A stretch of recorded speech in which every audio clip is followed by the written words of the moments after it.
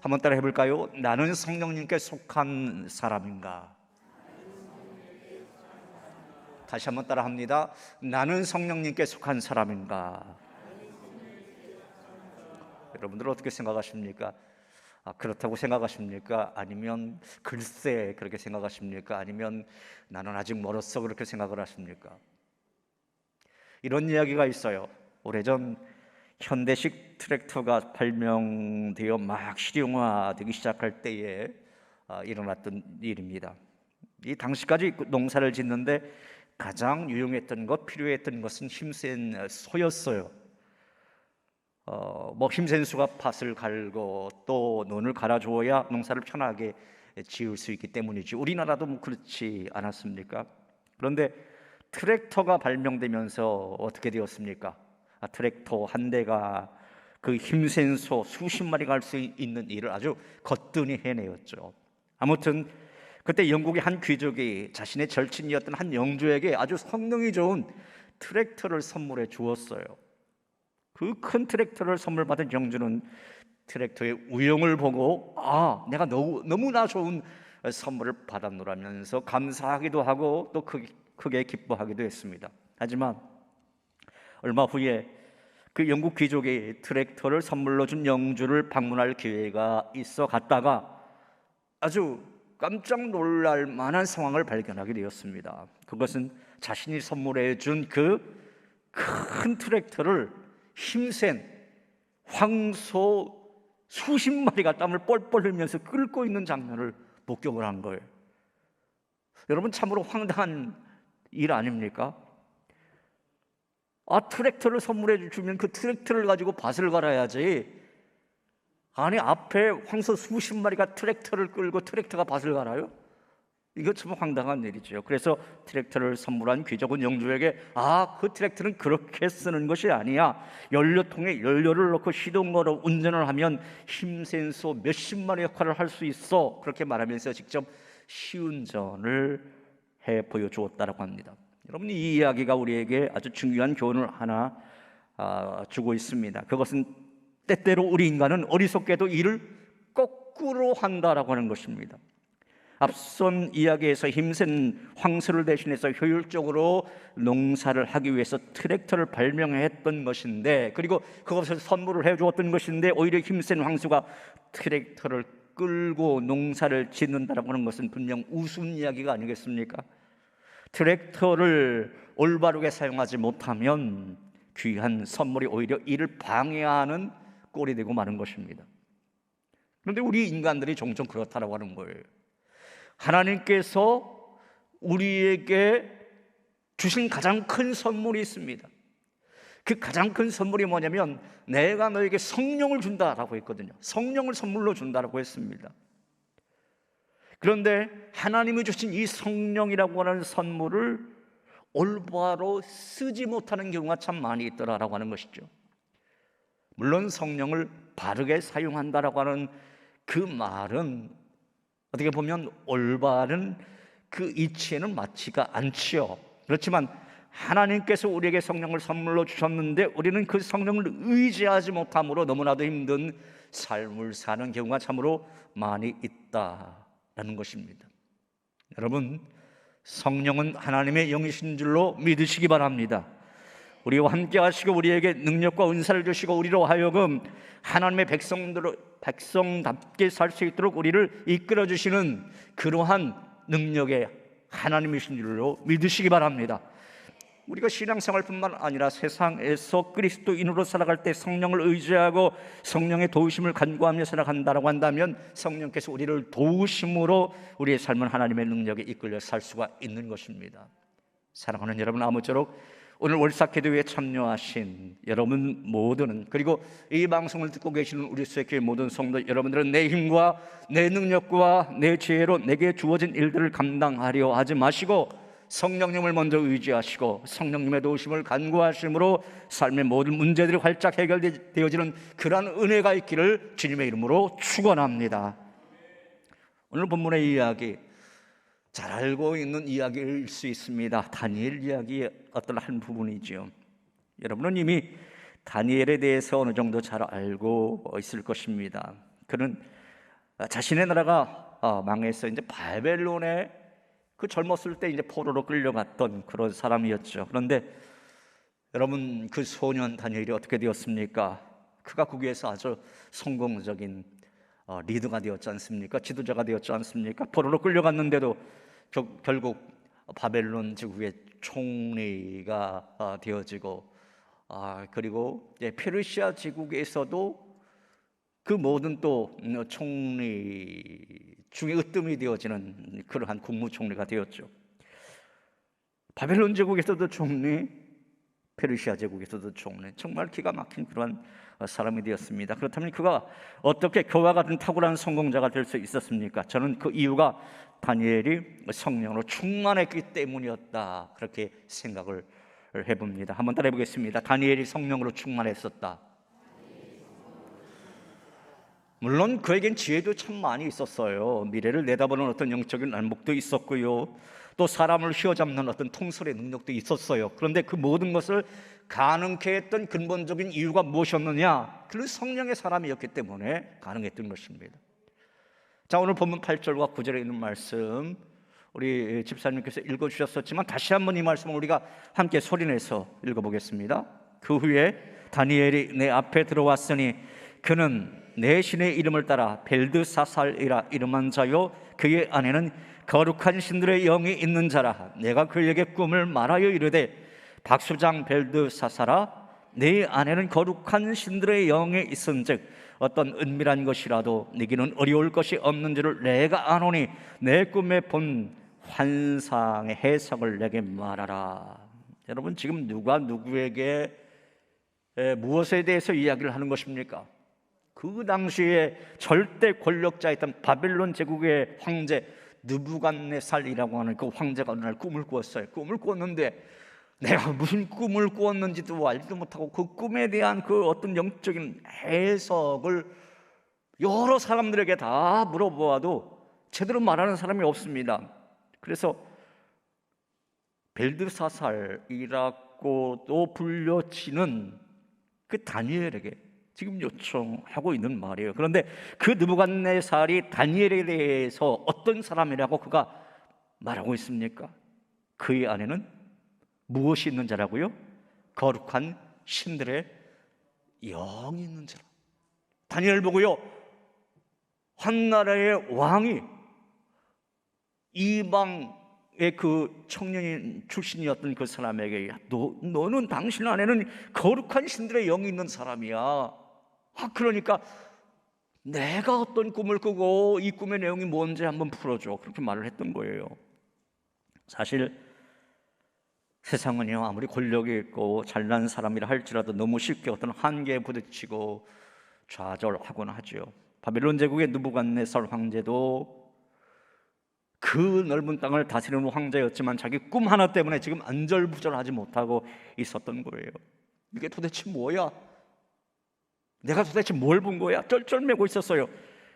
그래서 느부갓네살이 자기 나라의 유명한 점장이들, 박수 무당들 다 동원시켜봐도 이걸 해석하는 사람이 없었던 겁니다. 그러니까 권력으로도 안 되고 돈으로도 안 되고 숫자로도 안 되는 것을 이 느부갓네살 황제가 절감했던 겁니다. 그런데 그 느부갓네살이 다니엘에게 어떻게 말을 했다고요?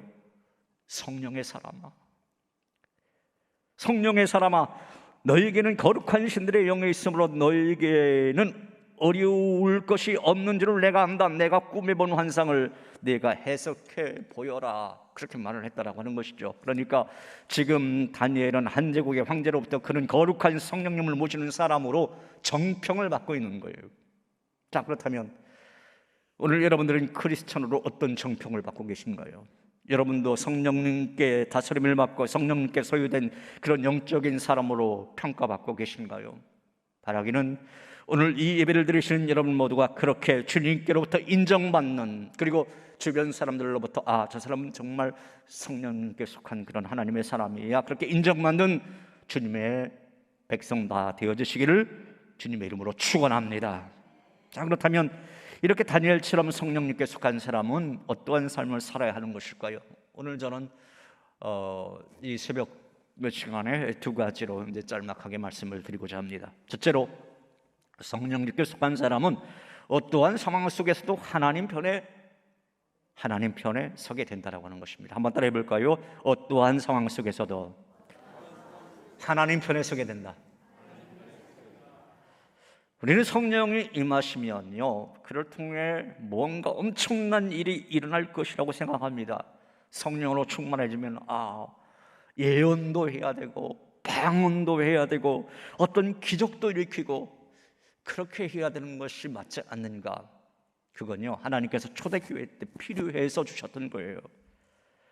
그것보다 훨씬 더 근본적인 것이 있는데, 이 시대에 정말 우리 하나님께서 우리에게 성령님을 허락해 주신 근본적인 것이 있는데, 그것은 우리에게 하나님의 영이 임하면 우리가 누구 편에 서게 된다고요? 하나님 편에 서게 된다고 하는 것입니다. 하나님 편에 서게 된다. 뭔가 특별한 능력 나타내지 않아도 됩니다. 뭔가 큰 일을 하지 않아도 됩니다. 왜? 하나님이 다 해주시는 거예요. 그러니까 우리가 하나님 편에 서기만 하면 되는 겁니다. 하나님 편에 서기만 하면 되는 겁니다. 우리가 고등학교 때도 그렇잖아요. 예, 우리 고등학교 때 뭐 학창 시절에도요, 아무리 이제 껄렁껄렁대는 그런 친구가 있어도 그냥 학생 주임 선생님 딱 옆에만 있으면 보호가 되잖아요. 예, 그렇지 않습니까? 내가 삶 잘 하지 못해도. 여러분, 다니엘을 보세요. 다니엘 1장에 보면 다니엘은 자신의 성공과 안락을 추구하기 전에 먼저 하나님 백성으로서의 어떤 성결한 삶을 결단하기 시작해요. 함께 자막을 보면서 1장 8절에 있는 말씀 한번 같이 읽어보실까요? 다니엘은 뜻을 정하여 왕의 음식과 그가 마시는 포도주로 자기를 더럽히지 아니하리라 하고 자기를 더럽히지 아니하도록 관관장에게 구하니. 뜻을 정하여 라고 하는 말이 있잖아요. 아무리 육회 진미를 먹고 싶은 어떤 식욕을 느껴도 그는 바벨론 우상에게 바쳐졌던 그 음식으로 나 자신을 더럽히지는 않겠다라고 하는 어떤 그 결심이 있었던 것이죠. 그 당시 바벨론 사람들은 그들의 음식과 술을 먼저 자신들의 신들에게 제사를 드리고 나서 꼭 먹곤 했습니다. 그러나 다니엘은 레위기서 11장의 말씀을 따라서 자신의 그 성결 생활을 지키기로 굳게 결심했던 거예요. 나는 하나님 편에 서야 할 사람이야. 그 결단이 그에게 있었던 것이죠. 자, 그러니까 그는 되는 대로 살지 않았다라고 하는 것입니다. 그는 하나님 말씀을 따라서 바벨론 왕실 교육 기간 3년 동안 자기와의 싸움에서 이겨냈던 거예요. 말이 3년이지요. 그는 밥 먹을 때마다 그 성결 유지를 위해서 어떤 영적인 싸움을 하면서 몸부림쳤던 것입니다. 한참 잘 먹을 16살, 17살 나이에 그렇게 했던 거예요. 여러분, 이것이 곧 성령 충만한 사람의 특징인 것입니다. 다니엘은 성령의 충만함으로 자신의 마음과 정신을 하나님 편에 두었기 때문에 탁월한 성령의 사람이 되었던 것입니다. 이렇게 성령은 우리로 하여금 하나님 편에 서게 합니다. 아무리 큰 어려움이나 위험이 가해진다 할지라도 인간적인 이성으로 무엇인가 따지지 않아요. 그저 묵묵히 하나님 편에 서 있을 뿐입니다. 힘든 상황 속에서 우리의 내면에 어떤 수없이 많은 감정들이 막 솟아나오잖아요. 그럴지라도 하나님의 영에 이끌린 사람들은 그 감정 따위에 휩쓸리지 않습니다. 그저 묵묵하게 하나님을 생각하면서 하나님 때를 생각할 뿐인 것입니다. 분명 하나님은 기적을 행하실 능력이 있습니다. 하나님께서는 당신의 백성들에게 당신의 영인 성령을 주어서 인간의 한계를 뛰어넘는 어떤 능력을 행하게 하실 수도 있습니다. 그러나 하나님께서는 그 큰 능력보다는 잠잠히 성령님과 동행하는 것을 더 기뻐하십니다. 그렇게 하나님의 영의 임재를 경험하고 그 임재 안에서 조용히 성령님과 동행하며 사는 삶이 그 어떤 것보다 더 큰 기적인 것입니다. 여러분, 마태복음 7장에 이런 말씀이 나오죠.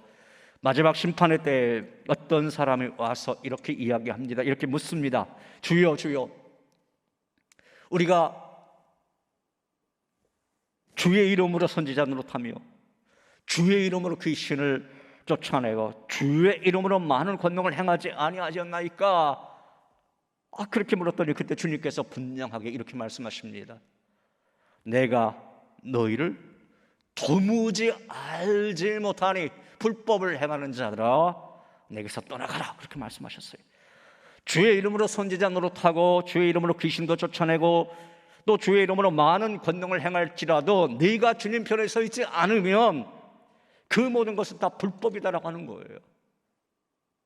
그 많은 능력을 가지고 우리가 악에 속하는 사람이 되면, 귀신에 속한 사람이 되면, 영적으로 그렇게 무능력한 사람이 되면 그건 불법이다라고 하는 거예요. 물론 주님께서 권능을 행하신 것처럼 주님의 제자인 우리도 권능을 행할 수 있습니다. 그러나 그것보다 훨씬 더 중요한 것은 주님과 함께 하는 겁니다. 주님 편에 서는 거예요. 주님 편에 서지 않고 인간적으로 무슨 것을 도모하고 또 무슨 일을 계획한다고 한다면 제가 앞에서 말씀드린 것처럼 귀신을 쫓아내는 것도 권능을 행하는 것도 다 헛것이요 불법이라는 것이죠. 사랑하는 여러분, 바라기는 성령의 사람은 어떤 거센 비바람이 몰아친다 할지라도 하나님 편에 굳게 서 있는 사람, 주님의 손을 굳게 붙잡고 주님과 함께하는 사람임을 믿으시고 어떤 상황 속에서도 하나님 편에 서 있는 성령의 사람이 되시기를, 그래서 갑절의 성령의 은혜를 더 덧입으시는 저와 여러분 모두가 다 되시기를 주님의 이름으로 축원합니다. 둘째로, 성령님께 속한 사람은 어떠한 상황 속에서도 진실한 사람으로 살아갈 줄 압니다. 한번 따라해 보겠습니다. 어떠한 상황 속에서도 진실한 사람으로 살아간다. 다니엘이 성령의 사람이다라고 하는 두 번째 특징이 그 진실성에 있는 것 같아요. 진실성. 성령의 사람은 진실할 줄 압니다. 성령님은 진리의 영이기 때문에 그렇습니다. 성령님은 우리 속에 있는 거짓과 위선을 다 몰아내주십니다. 하나님께서 다니엘을 가장 높은 자리로 부상시켜 주신 근거가 바로 여기에 있습니다. 그의 진실성에 있어요. 그 대목이 어디에 있느냐? 함께 다니엘서 6장 4절에 있는 말씀, 자막을 보면서 이 말씀을 같이 한번 읽어볼까요? 같이 소리내서 읽습니다. 이에 총리들과 고관들이 국사에 대하여 다니엘을 고발할 근거를 찾고자 하였으나 아무 근거, 아무 허물도 찾지 못하였으니 이는 그가 충성되어 아무 그릇됨도 없고 아무 허물도 없음이었더라. 이 다니엘서 6장 본문에 있는 말씀은 다니엘이 포로로 잡혀온 후로부터 70년이 지난 후에 세월 때의 일이었어요. 싱싱했던 그 청년의 때 바벨론의 포로로 잡혀와서 관리 생활을 시작했는데 이제는 어느덧 머리에 흰서리가 내려도 한참 내렸던, 이제 80을 넘어 90세를 바라보는 그런 나이가 되었습니다. 그런데 시대도 바뀌었어요. 막강한 권력을 자랑하던 그 바벨론이 어떻게 되었습니까? 메대와 파사, 즉 페르시아에 의해서 멸망당하고 말았어요. 더 나아가 다니엘은 이제 페르시아 초대 왕이었던 그 다니엘 왕에게 등용되어서 전국을 다스리는 국무총리로 세우려고 하는 그런 계획되어 있었습니다. 이미 총리는 되었어요. 근데 총리에게 3명 중에 수석 총리, 국무총리로 세우려고 하는 계획이 있었는데, 그러나 그것을 알아차리는 다른 총리들과 고위 관직에 있는 사람들이 어떻게 했을까요? 시기하는 마음이 생겼죠. 한마디로 다니엘에게 어떤 정치적인 그런 정적들이 생겨났던 것입니다. 여러분, 그렇지 않겠습니까? 다니엘은 그 나라 출신의 사람이 아니었잖아요. 바벨론이나 페르시아의 입장에서 보면 저 사람은 이방 민족 출신이야. 그것도 유대라고 하는 아주 작은 소수민족 출신인데다가 포로로 잡혀왔던 그런 사람이었어. 근본도 없는 사람인데 아니, 이 나라의 국무총리가 돼. 주변에 있는 다른 정치인들이 그만두었겠습니까? 달달 복받았겠죠. 그리고 어떤 허물을 찾으려고 했었겠죠. 그래서 다니엘을 어떻게 해서든지 그 당시에 그 페르시아 제국에서 그 정치 세계에서 완전히 매장시켜 버리려고 했던 겁니다. 그리고 저 사람이 지난 70년 동안 그 바벨론 제국에서 또 이 페르시아 제국에서 관리 생활을 해왔어. 얼마든지 허물을 찾아보면 그 허물을 찾아낼 수 있을 거야 생각하고 다니엘이 뒷조사를 다 해봤어요. 그런데 놀랍게도요, 다니엘에게서 아무런 허물도 찾아내지 못했던 거예요. 최근에 정치인들의 그동안 숨겨졌던 비리 문제로 정치계가 여러분 얼마나 시끄러워지고 있습니까? 어느 날부터 그 정치인에게 그 권력이라고 하는 것이 생기다 보니까 그리고 이것저것 청탁을 받다 보니까 본인도 모르는 사이에 여러 가지로 오염되거나 변질이 되었던 것이죠. 그런데 다니엘은 그렇게 하지 않았다라고 하는 거예요. 다니엘의 가정생활이라든지 친구 관계라든지 대외 활동이라든지 물질적인 문제에 있어서 아무것도 트집 잡을 데가 없었습니다. 여러분, 이것이 진실성입니다. 인격의 진실성인 거예요. 청렴한 품격을 그대로 보여주고 있는 그러한 대목입니다. 그래서 성경은 다니엘을 구약시대의 대표적인 의인으로 소개하고 있잖아요. 그런 성령님께 소유된 사람들께 정말 고결한 도덕성과 청결한 품격을 지닌 훌륭한 신앙인이었습니다. 아무도 손가락질을 하거나 정죄할 수 없는 사람, 왕이나 동료들도 아랫사람들도 결국 흠잡거나 비난할 수 없는 그런 깨끗한 성령의 사람이었어요. 사랑하는 여러분, 우리 모두 하나님 앞과 사람 앞에서 성령에서 그 말한 대로 정말 성령님께 속한 사람답게 진실한 그리스도인이 되었으면 참 좋겠습니다. 특히 믿지 않는 사람들로부터 저 사람 예수 믿는 사람 같은데 참 진실한 사람이야, 그런 인정을 받는 그리스도인이 되었으면 참 좋겠습니다.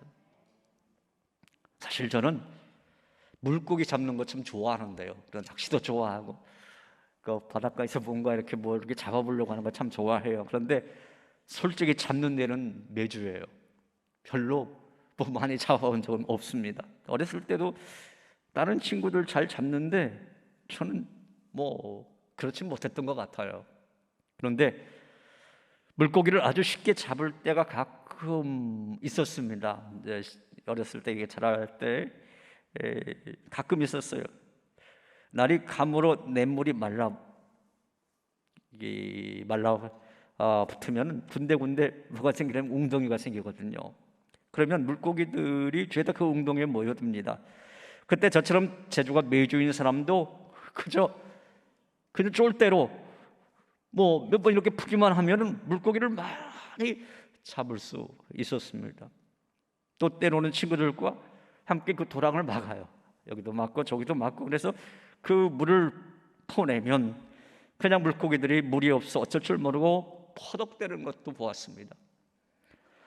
저는 어렸을 때 그때를 한번 회상을 해보면서 그렇게 퍼덕이던 물고기의 모습이 성령을 소멸하고 육신에 져서 육신대로 살며 허덕이는 사람들의 모습과 연결되어 보였습니다. 왜냐하면 우리에게 성령의 은혜가 메마르면 우리 그리스도인은 삶에서 허덕이며 힘들어하고 어찌할 줄 몰라 헤매이게 되어 있기 때문에 그렇습니다. 여러분, 우리는 모두 크리스천들이죠. 그러나 문제는 크리스천이 되었다 할지라도 모든 사람들이 다 성령께 속한 사람은 아니더란 말입니다. 모든 남녀가 결혼하여 부부가 되고 가정을 꾸린다고 다 행복하게 사는 것이 아니듯이 말입니다. 우리가 성령님의 은혜로 십자가 내 속의 은혜를 깨달아 모든 죄를 용서받고 하나님의 자녀가 되는 건 무엇보다 중요한 일이겠지만 그것으로 끝이 아니다라고 하는 것을 알아야 돼요. 하나님의 자녀가 되었다라고 하는 것은 성령의 사람이 되었다라고 하는 뜻이고, 성령의 사람이 되었으면 당연히 성령의 인도함을 받으면서 하나님 자녀답게 살아야 하는 것입니다. 사랑하는 여러분, 부디 오늘 본문의 다니엘처럼 온전히 성령님께 속하여 어떤 상황 속에서도 하나님 편에 설 줄 아는 사람, 어떤 상황 속에서도 진실한 사람 되심으로 말미암아 정말 우리 하나님을 기쁘시게 하는 저와 여러분들 다 되시기를 주님의 이름으로 축원합니다.